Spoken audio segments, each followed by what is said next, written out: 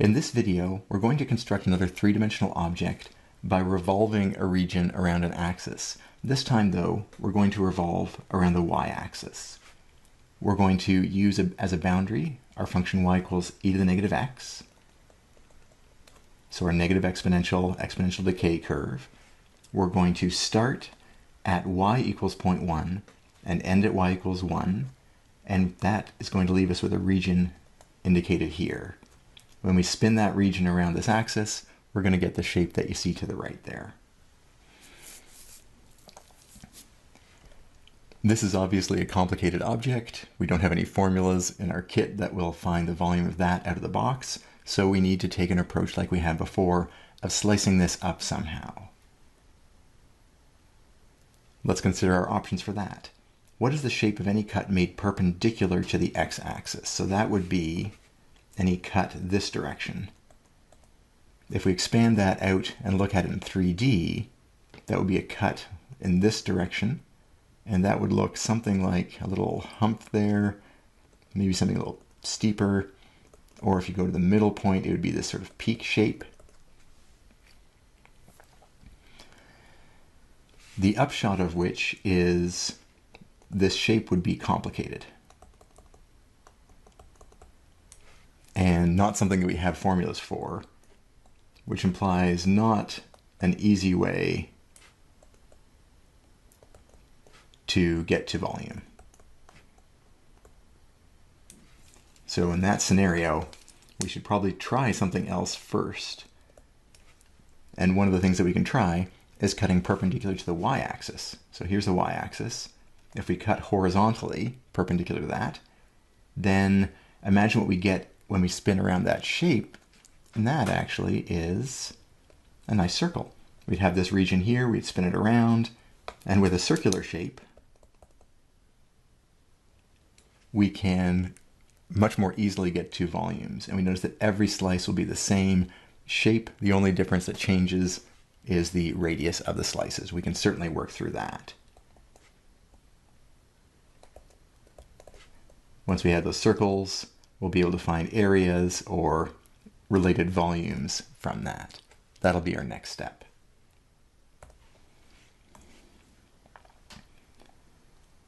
We imagine then, looking on this 2D picture, taking a cut at height y and a thickness delta y, very much in keeping with our earlier approaches. When we do that, we're going to get a disk. That disk is going to have a radius, and it's going to have that thickness, delta y, and so the volume of that slice is going to equal the circle area times the thickness.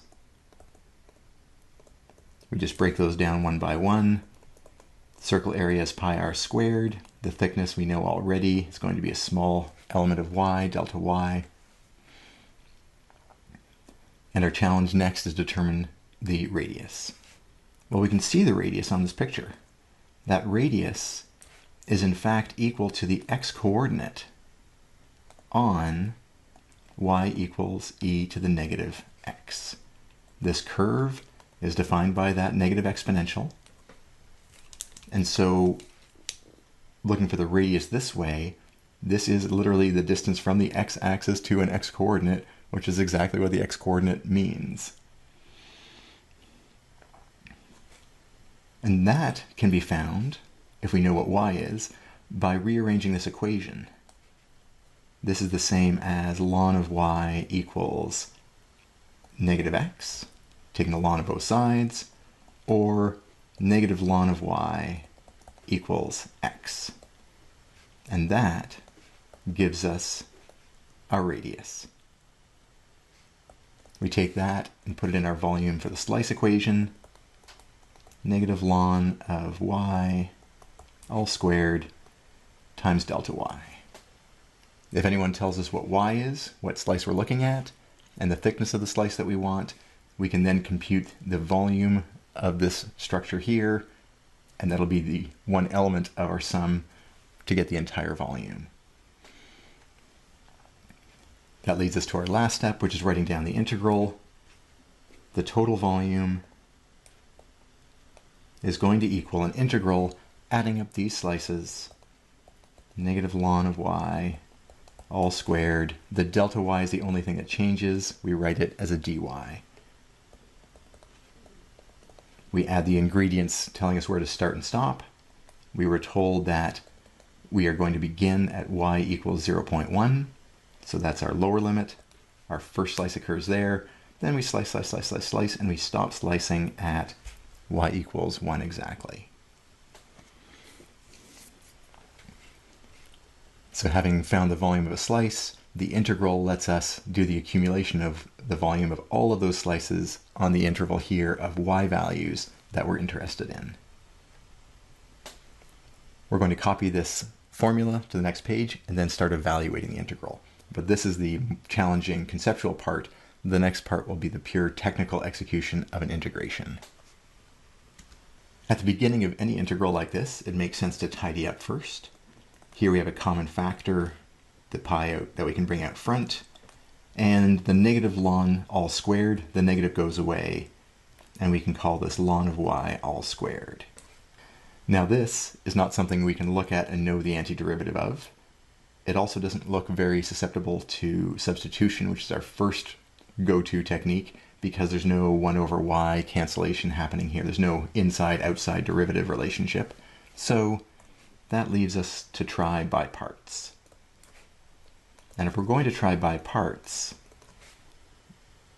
we really don't have many choices at all. The u part we differentiate, well, that pretty much has to be our ln of y squared, because whatever we put in dv we have to integrate, and we don't know how to integrate this. So that leaves just dy here as the element for dv. Our process for integration by parts is to take the derivative. Y is our variable. We'll try to be explicit about that. The other side here, we integrate both of these, and that eventually gives us a du being 2 ln of y times the derivative of the inside is 1 over y, and then a dy at the end. That would be over here in the derivative, and we just move it up. The other term is simpler. The integral of dv is v, and the integral of dy is y. Put our little mnemonic in here, and away we go for the calculations. This integral can be replaced by pi times ln of y squared times y, u times v, minus the integral over the same interval 0.1 to 1 of y times this. And here we'll expand it out. The 1 over y and the y will cancel. In fact, we just get 2 ln of y dy. Only missing ingredient here is this has already been integrated or dealt with. We have to remind ourselves we will sub in the limits of integration into that as well. We do a quick round of tidying, and we get y ln of y all squared. We can bring the 2 out front. 0.1 to 1 of ln of y dy. And this, again, has those limits of integration that we'll sub in later. All right, we now have a new integral. This one is also a challenging one. Requires by parts integration. We've seen this one before, though, so we'll do the integration by parts here, but we won't go into gory details on it. We'll define our u value as ln of y, our dv is dy. That leaves us with du as 1 over y, and integrating this gives us y again. And little arrows for mnemonics. That will let us rewrite our integral as pi times y ln of y all squared. I'll hold off on this because we'll have more ingredients in a second.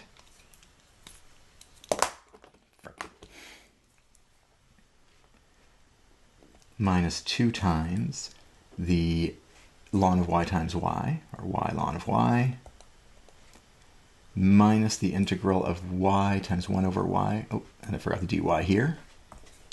Let's make sure we include that.